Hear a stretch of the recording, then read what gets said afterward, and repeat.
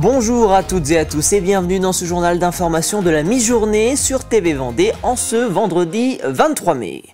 Vous avez peut-être dans votre jardin ou sur votre terrasse de petits récipients ou des retenues d'eau stagnante. Ce sont des lieux propices à la reproduction des moustiques. Leur régulation est un enjeu de santé publique. C'est pourquoi depuis 2020, le conseil départemental possède une unité de régulation de ces insectes considérés comme invasifs. Ils ont par exemple pour mission d'analyser l'évolution du moustique tigre aux côtés des services de l'Agence régionale de santé. Reportage Louise Viadger.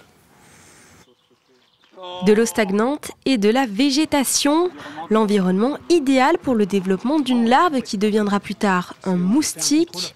Alors des équipes techniques du département interviennent pour en limiter la propagation. Selon un certain seuil atteint, nous enclenchons des traitements avec un larvicide biologique qui est vraiment spécifique et qui va être appliqué directement sur l'eau. Nous prélevons l'eau du milieu directement, que nous diluons dans notre appareil, comme vous pouvez voir derrière.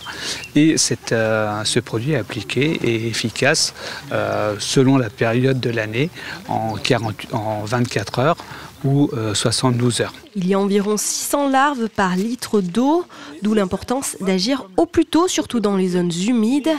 Mais avant ces étapes, la population des espèces est surveillée et en particulier celle du moustique tigre.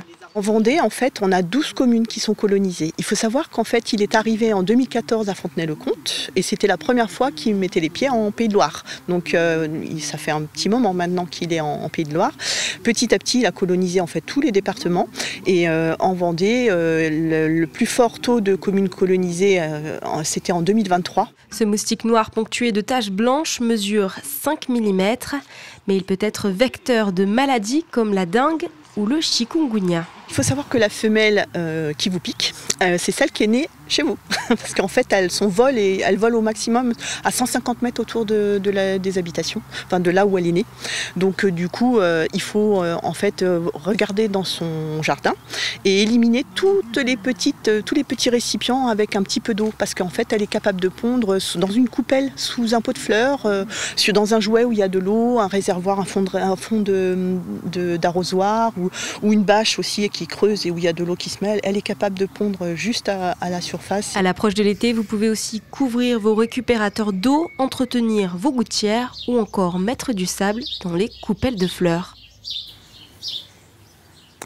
Dans le cadre de la semaine de l'éducation financière, les élèves du lycée Atlantique de Luçon, en première année de CAP Commerce et en seconde Bac Pro Relations Clients, ont reçu leur diplôme EducFi, un programme proposé par la Banque de France qui permet de sensibiliser les élèves à la gestion de leur futur budget et de leur donner de nombreuses bases pour leur avenir. Du vocabulaire énormément, parce qu'il y a plein de notions qu'on ne connaissait pas forcément. Des connaissances pour le futur, parce qu'on a appris à gérer notre budget, on ne savait pas forcément comment faire. On a appris aussi tout ce qui était interdit bancaire, ça va nous aider aussi pour le futur, et puis tout ce qui va être dans les cartes, même les banques en ligne, c'est-à-dire qu'on est très jeune, donc on utilise beaucoup ça, mais on n'était pas forcément sûr. Il y a certains qui m'ont dit je vais peut-être changer de banque, parce qu'on n'est pas forcément sûr de la sécurité. C'est vrai que ça va nous apporter beaucoup pour le futur, puis ça nous fait un point en plus pour certains emplois qui vont peut-être le demander. Et nous, ça nous fait des connaissances à donner aussi à notre famille et à nos amis pour les prévenir au-delà de juste les petites choses qu'on connaît tous. L'Open de Vendée de tennis fauteuil est lancé depuis hier au complexe sportif des Terres Noires à La Roche-sur-Yon, une compétition sportive de niveau international qui fait partie des plus importantes de France dans la discipline. Une bonne raison d'aller encourager les engagés de cette 26e édition. Pratiquement les meilleurs joueurs à la fois français et du monde, quoi. Donc c'est intéressant de se frotter aux meilleurs joueurs européens et mondiaux. Donc c'est toujours intéressant de venir prendre de l'expérience et essayer de faire le meilleur score, le meilleur tournoi. Pour ma part, c'est mon premier, donc je suis ravi. Donc on a encore 4 jours ici, donc en espérant le soleil, que les gens viennent nombreux et puis voilà, qu'on s'amuse, qu'on prenne du plaisir. Et puis voir les Vendéens et qui viennent nous encourager. Et les finales femmes et hommes du tournoi sont prévues ce dimanche à partir de 9 h. Prenons maintenant la direction de l'abbaye de Nieul-sur-Lotise. Cette dernière accueillait la grande finale du projet À Cloche-Pied, une initiative portée par l'UGSL, la Fédération sportive et éducative de l'enseignement catholique, et à laquelle ont participé 32 classes de maternelle et de primaire. Durant 4 mois, les enfants ont réalisé différents défis afin de se retrouver pour cette grande finale. Ils avaient pour mission d'aider le petit Jacques, héros d'une bande dessinée éditée spécialement pour ce projet. Reportage Cyril Guillet. Est-ce que c'est d'autrefois ou est-ce que c'est d'aujourd'hui? Depuis le début du mois de janvier, 700 élèves de cycle 1 ont préparé en classe leur venue sur le site de l'abbaye de Nieul-sur-Lotise. L'objectif pour eux est des petits Jacques, héros de l'album spécialement édité pour l'occasion. Ça s'appelle Sonner les matines, l'histoire d'un petit garçon qui est déposé à la porte de l'abbaye et abandonné et recueilli par les moines et qui va vivre dans cet univers et avoir pour mission de sonner la cloche tous les matins. Donc les enfants sont invités sur le site de l'abbaye pour l'aider à récupérer des morceaux de corde et sonner, à midi vous risquez de l'entendre, sonner la cloche de l'abbaye. Une journée qui se veut sportive, mais pas seulement. Les enfants font une cérémonie de lavage de mains avec l'aquamanine et découvrent cette plante qui laisse une odeur sur leurs mains un petit peu citronnée. Et ensuite, ils vont dans le jardin pour la découvrir. Est-ce que c'est ça? Notre cœur de métier, c'est l'éducation physique et sportive.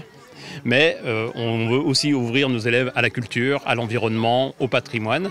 Et on a un partenaire pour ça qui est l'école départementale des arts du patrimoine, avec qui donc on arrive à élaborer des projets qui touchent à tous les domaines d'apprentissage. Et c'est ce qui plaît aux enseignants parce que ça permet en classe de proposer des actions qui font du sens et qui font du lien. On ne s'occupe pas des chiffres, on va plutôt s'occuper des dessins. Explorer le monde du Moyen-Âge, mobiliser le langage dans toutes ses dimensions, agir et s'exprimer à travers des activités sportives, telles sont les thématiques abordées ici. Je pense que le plus important, c'est justement de sortir le sport des établissements scolaires, voire de les sortir des enceintes sportives elles-mêmes, pour les mettre, par exemple, au niveau de la culture, sur des sites patrimoniaux. Et puis alors des jeunes qui sont enthousiasmés de venir se costumer dans des habits d'époque et de vivre quelque part une petite vie de moine en faisant des activités quand même sportives que les moines n'auraient peut-être pas faites. Au total, ce sont 32 classes qui vont aider Petit Jacques à sonner les matines. Une opération d'envergure répartie sur 8 journées.